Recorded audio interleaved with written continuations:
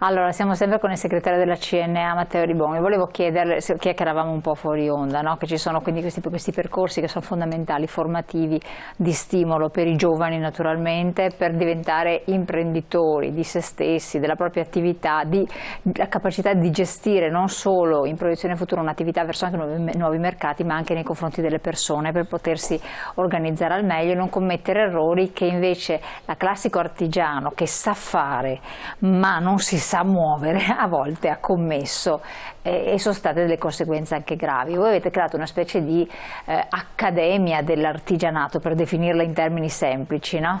Sì.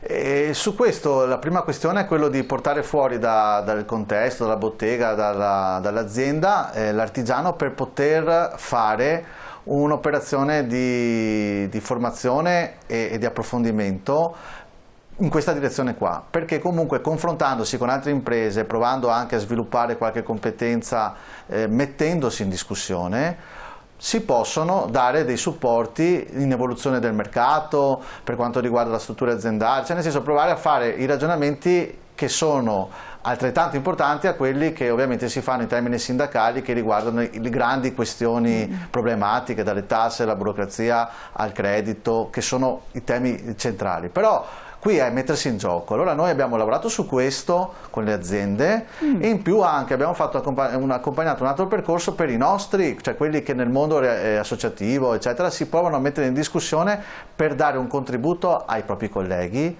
in un'ottica di associazione. Quindi crescere anche come associazione. Certo, e questo è un tema importante se vogliamo che il ruolo dei corpi intermedi, che abbiamo visto negli ultimi mesi, abbiamo capito negli ultimi mesi quanto in realtà abbia senso ancora. Chiaro che ha un senso in una logica nuova, riorganizzata.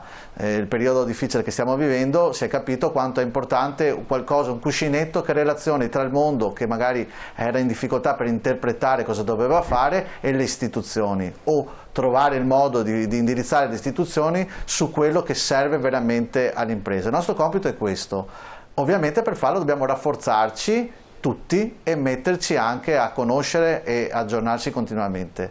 Io sono perfettamente convinto del fatto che ci sia la voglia e anche la disponibilità di persone anagraficamente più giovani di provare a conoscere questo mondo e di quelle che sono meno giovani di continuare a aggiornarsi per trasmettere a nuove generazioni, anche ai propri figli che magari per tanti motivi non sono riusciti a farlo fino in fondo a casa propria, nella propria bottega, ma in una relazione mediata da altri, in un ruolo di collaborazione con altri, invece questo può riuscire. Noi abbiamo diversi imprenditori che vengono con i propri figli che lavorano in azienda a fare questo tipo di attività. Questo è bello, perché questo è un passaggio anche, diciamo anche del testimone diverso dal consueto. Relativamente quindi agli aspetti che si possono modificare e costruire, c'è un nodo cruciale su cui più volte avete battuto, non solo voi, tutte le categorie, è la burocrazia estremamente complessa e quindi non riguarda necessariamente il saper fare, e poi una fiscalità eccessiva a fronte di una poca disponibilità ai finanziamenti da parte di chi dovrebbe farli. Com'è questa situazione? Che soluzioni? Allora, lì bisogna intervenire pesantemente, bisognerebbe intervenire sulle leve strutturali a livello nazionale, però noi proviamo comunque a inserire degli elementi. Faccio un esempio banale. Dal punto di vista burocratico, prendiamo l'esempio del bonus dei 600 euro, che è stata una partita che è stata gestita all'inizio in maniera caotica e poi, come per magia, nel momento in cui si è creata una confusione mediatica, ci sono stati dei problemi reali, gli aspetti burocratici sono stati azzerati. Prendiamo il caso del ponte di Genova, come per magia, alcuni aspetti burocratici, quando si vuole fare delle cose, quando si vuole arrivare a un obiettivo velocemente, si possono superare le cose in maniera straordinaria, e questo lo si può fare anche a livello regionale. La partita sul fondo perduto che è stata fatta ad esempio per quanto riguarda le aziende che sono state colpite nel campo del turismo, della ristorazione, del commercio e campo dei servizi alla persona, si è svolto in tempi molto brevi. Il risultato è che comunque sia si è riusciti senza chiedere grandi documentazioni a arrivare a dare un contributo. Adesso io ho fatto questi esempi per capire che alla fine di tutto questo macro tema c'è una cosa culturale da cambiare, ma si possono fare anche delle azioni concrete. Sul fiscale noi abbiamo chiesto un abbattimento di alcuni elementi di natura fiscale a livello regionale, tra cui l'IRAP, però l'abbiamo messo nell'ambito delle possibilità della regione. È chiaro che con un'autonomia tutta una serie di cose verranno facilitate, però non possiamo aspettare di arrivare alla situazione ideale per fare delle azioni. Anche adesso si possono comunque mettere in campo delle azioni.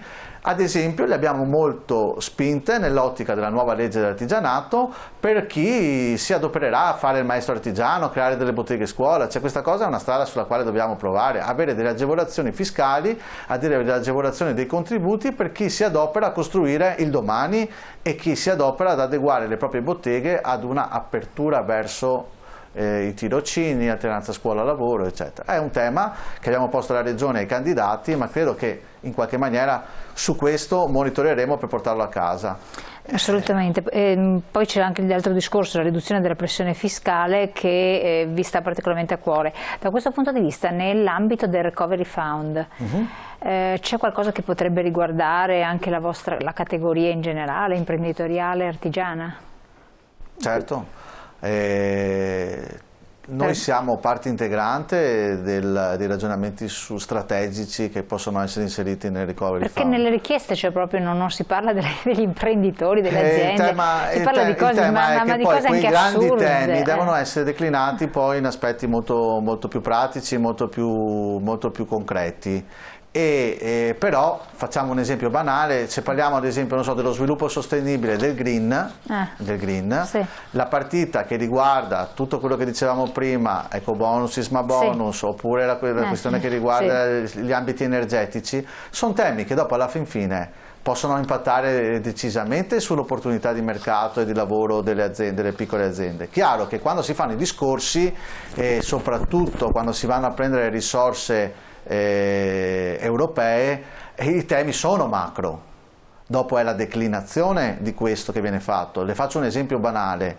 Quando noi parliamo dei fondi europei dal punto di vista della formazione o del supporto alla competitività, dopo la Regione li prende, crea dei piani operativi territoriali a livello regionale e vengono fatti dei bandi semplicissimi per fare l'attività formativa o l'attività di contributo. Non Quindi questo sì, va declinato. Dopo noi il nostro compito è quello di provare a entrare il più possibile, è uno sforzo che non è mai finito, per calare sulla dimensione aziendale del nostro territorio queste opportunità, perché se il taglio minimo è da 120-150 mila per fare un progetto, è evidente che non è nelle corde e nelle capacità, nelle possibilità economiche delle nostre imprese. Però ce ne sono degli altri da 10, da 20, da 50 mila euro che possono essere fatti, che invece magari sono nel taglio delle piccole imprese del nostro territorio. Ecco, lei ha accennato prima all'ecobonus, in modo particolare al 110%, proprio di questi giorni un po' la polemica anche sui quotidiani, insomma, relativamente al fatto che è talmente complesso, è talmente anche impreciso, sembra, che non è così facilmente attuabile. Quello che deve essere un volano di rilancio del comparto dei ristrutturatori per quel che riguarda l'edilizia e dei costruttori dal lato. Come la vedete?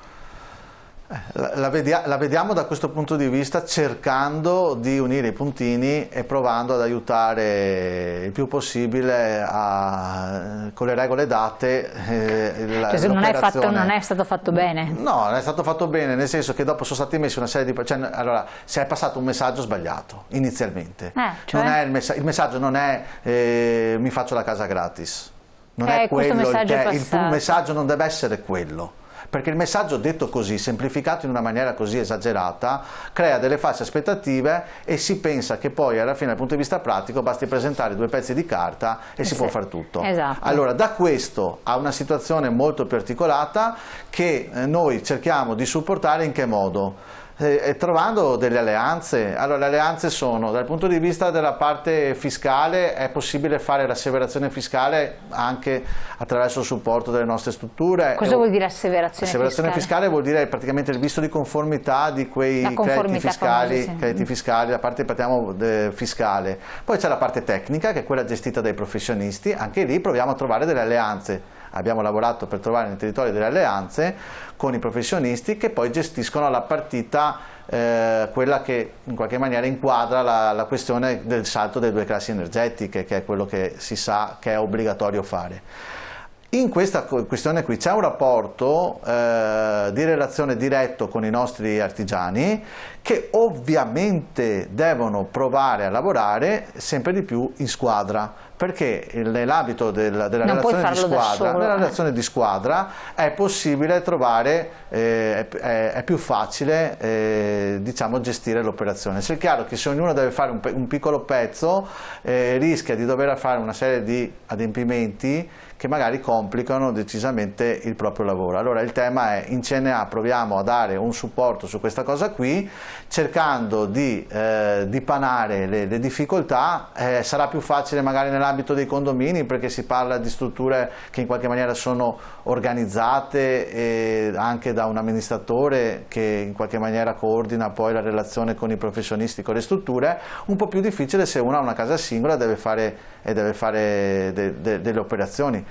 L'importante qual è? Provare a trovare una formula per sciogliere un po' i nodi. All'inizio sarà un po' complicato, una volta abbiamo capito sicuramente non può finire a metà del 2021 o nel infatti 2021. Questo è l'altro aspetto, leggo subito se ci messaggi. danno un po' di tempo per prendere la corda e imparare a nuotare, a gestire le cose, probabilmente ci arriviamo e aiutiamo anche il comparto e aiutiamo tutti Credo quanti. che per diventare artigiani imprenditori con qualche dipendente bisogna avere la capacità, altrimenti rischia per se stesso e per i suoi dipendenti.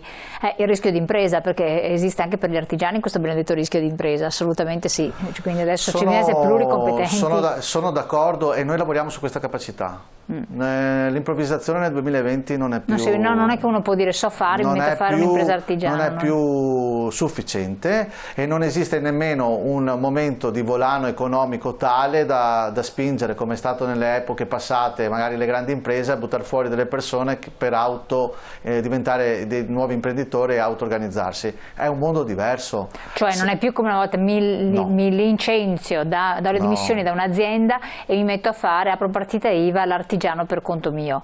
Attenzione, meglio prima che ti rivolgi alla categoria, che ti informi bene come funziona, acquisisci delle competenze e poi ti metti in proprio.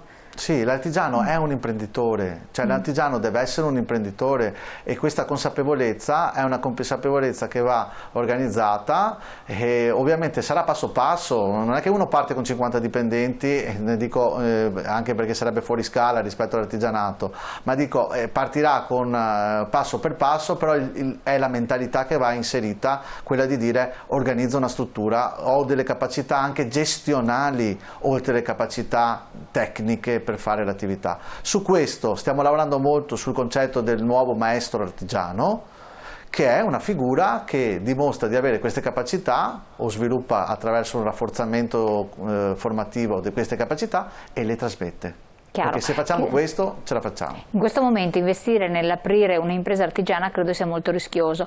Spendi tanto e poi i clienti non ti pagano o pagano a babbo morto. E io come vivo? Questo è il discorso dei pagamenti, è un'altra questione importantissima. Sì. Su questo c'è un lavoro importante anche allora, più i momenti economici sono difficili e più il rischio che ci sia un effetto domino anche sul termine dei pagamenti c'è. Ed è normale che succeda una cosa del genere, nel senso che uno in difficoltà tarda poi a pagare le scadenze e diventa un effetto domino. Però anche qui bisognerebbe che il sistema bancario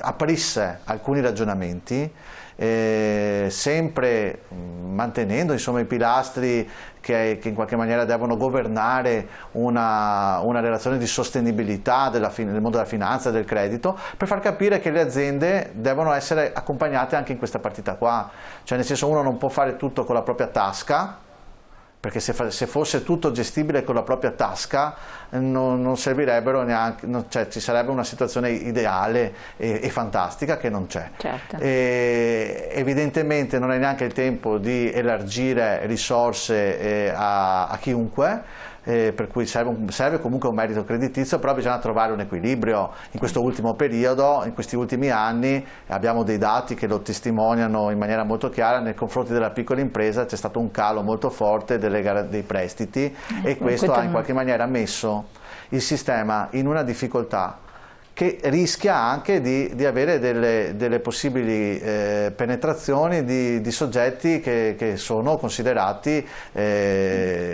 dannosi, criminali, e che devono essere allontanati da questo sistema. Quindi la responsabilità da parte del sistema bancario, da questo punto di vista, è anche quello di attenzionare queste situazioni e evitare che si vada a rischio, che la persona poi rischi di andare incontro a prestiti da parte di soggetti sbagliati.